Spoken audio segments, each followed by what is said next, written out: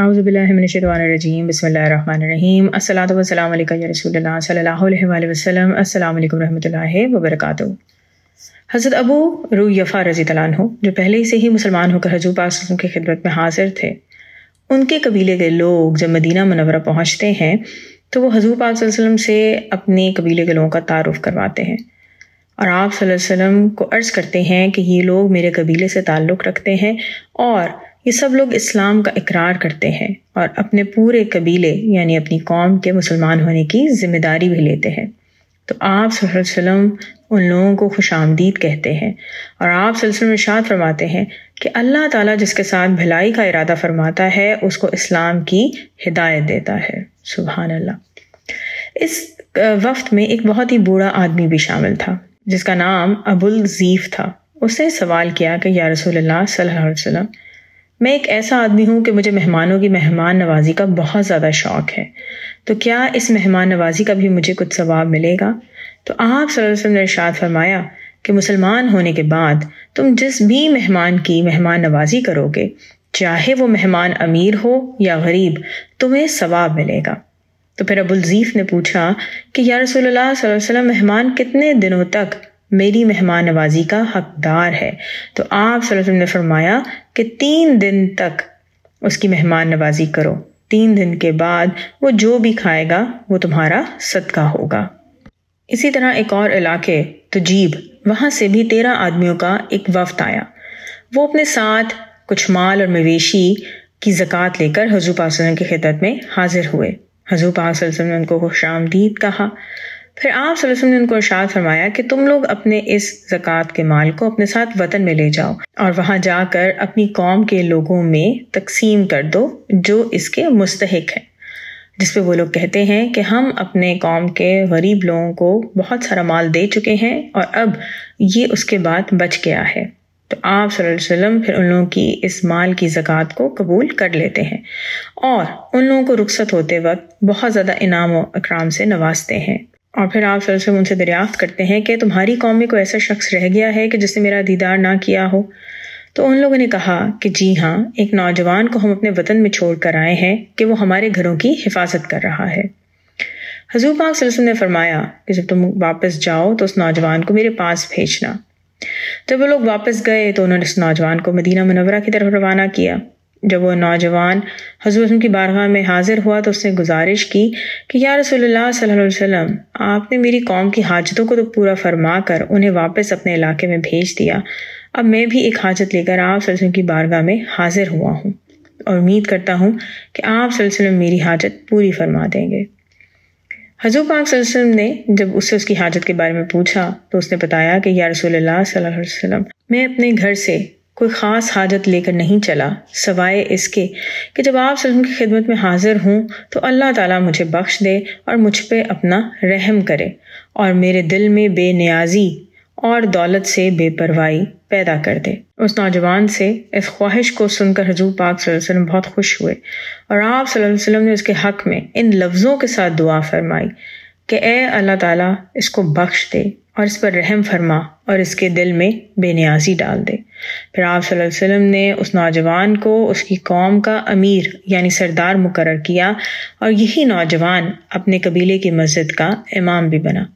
اب آپ دیکھیں کہ کتنی خوبصورت دعا ہے جو اس بندے کے دل میں پیدا ہوئی اور اتنا خوبصورت وہ مقام تھا کہ وہ حضور پاک صلی اللہ علیہ وسلم سے ملا اور اس نے اس بات کی درخواست کی کہ آپ صلی اللہ علیہ وسلم میرے حق میں اللہ تعالیٰ سے دعا کر دیں کہ اس کے دل میں بے نیازی پیدا کر دیں اللہ تعالیٰ۔ سبحان اللہ، بہت خوش قسمت ہیں وہ تمام انسان کہ جن کے دلوں میں بے نیازی ہے، کیونکہ ایسے ہی دل اللہ تعالیٰ کی رضا میں راضی ہوتے ہیں۔ ایک اور قبیلہ مزینہ کے علاقے سے حضور پاک صلی اللہ علیہ وسلم کے پاس حاضر ہوا۔ اس وفد کے سربراہ حضرت نعمان بن مکرن رضی اللہ عنہ تھے۔ وہ بیان کرتے ہیں کہ ہمارے قبیلے کے 400 آدمی حضور پاک صلی اللہ علیہ وسلم کی خدمت میں حاضر ہوئے۔ جب ہم لوگ اپنے گھروں کو واپس جانے لگے تو آپ صلی اللہ علیہ وسلم نے حضرت عمر رضی اللہ عنہ سے عرض کیا کہ ان لوگوں کو کچھ تحفہ عنایت کرو۔ حضرت عمر رضی اللہ عنہ نے حضور پاک صلی اللہ علیہ وسلم سے عرض کیا کہ یا رسول اللہ صلی اللہ علیہ وسلم، میرے گھر میں تو بہت ہی تھوڑی سی کھجوریں ہیں، اگر یہ تھوڑی سی کھجوریں میں ان لوگوں کو تحفے میں دوں گا تو یہ لوگ شاید خوش نہیں ہوں گے۔ آپ صلی اللہ علیہ وسلم نے ارشاد فرمایا کہ اے عمر، اپنے گھر جاؤ اور ان لوگوں کو ضرور تحفہ دو۔ حضور پاک صلی اللہ علیہ وسلم کا حکم تھا۔ حضرت عمر رضی اللہ عنہ جب ان 400 آدمیوں کو لے کر اپنے مکان پر پہنچے تو دیکھ کے حیران رہ گئے کہ ان کے مکان پر کھجوروں کا ایک بہت ہی بڑا پہاڑ جیسے موجود تھا۔ آپ رضی اللہ عنہ نے وفد کے تمام لوگوں سے یہ فرمایا کہ تم لوگ جتنی چاہے کھجور اٹھا لو۔ ان لوگوں نے اپنی حاجت اور مرضی کے مطابق کھجوریں اٹھا لی۔ حضرت نعمان بن مکرم رضی اللہ عنہ کا بیان ہے کہ 400 آدمیوں میں وہ سب سے آخری آدمی تھے جو حضرت عمر رضی اللہ عنہ کے مکان میں کھجور لینے کی غرض سے داخل ہوئے، اور وہ کہتے ہیں کہ جب میں مکان میں داخل ہوا تو یہ دیکھ کر حیران رہ گیا کہ کھجوروں کا وہ پہاڑ ویسے کا ویسے ہی لگ رہا تھا۔ ایسا لگتا تھا کہ جیسے اس میں سے ایک بھی کھجور نہ لی گئی ہو۔ یہ وہی حضرت نعمان بن مکرم رضی اللہ عنہ ہیں جو فتح مکہ کے دن قبیلہ مزینہ کے علم بردار تھے، اور انہوں نے اپنے 7 بھائیوں کے ساتھ ہجرت کی تھی۔ حضرت عبداللہ بن مسعود رضی اللہ عنہ فرمایا کرتے تھے کہ کچھ گھر تو ایمان کے ہیں اور کچھ گھر نفاق کے ہیں، اور آل مکرن کا گھر ایمان کا گھر ہے۔ قبیلہ بنی ابس کے وفد نے جب حضور پاک صلی اللہ علیہ وسلم کی خدمت میں حاضری دی تو انہوں نے عرض کیا کہ یا رسول اللہ صلی اللہ علیہ وسلم، ہمارے مبلغین نے ہم کو خبر دی ہے کہ جو ہجرت نہ کرے اس کا اسلام قبول ہی نہیں۔ تو یا رسول اللہ صلی اللہ علیہ وسلم، اگر آپ ہمیں حکم دیں تو ہم اپنے سارے مال و متاع اور مویشیوں کو بیچ کر ہجرت کر کے مدینہ آ جاتے ہیں۔ تو یہ سن کر حضور پاک صلی اللہ علیہ وسلم نے فرمایا کہ تم لوگوں کے لیے ہجرت ضروری نہیں ہے، ہاں یہ ضروری ہے کہ تم جہاں بھی رہو خدا سے ڈرتے رہو اور زہد اور تقوی کی زندگی بسر کرو۔ دارم قبیلے کا وفد 10 آدمیوں پر مشتمل تھا۔ جب وہ حضور پاک صلی اللہ علیہ وسلم کی خدمت میں حاضر ہوئے تو تحفے میں چند گھوڑے لے کر آئے، ایک ریشمی جبہ لے کر آئے اور ایک مشکیزہ شراب کا لے کر آئے۔ حضور پاک صلی اللہ علیہ وسلم نے گھوڑوں اور جبے کا تحفہ تو قبول کر لیا، لیکن شراب کو یہ کہہ کر ٹھکرا دیا کہ اللہ تعالیٰ نے شراب کو حرام قرار دیا ہے۔ اس وفد کے سردار ہانی بن حبیب رضی اللہ عنہ نے عرض کیا کہ یا رسول اللہ صلی اللہ علیہ وسلم، اگر اجازت ہو تو میں اس شراب کو بیچ ڈالوں۔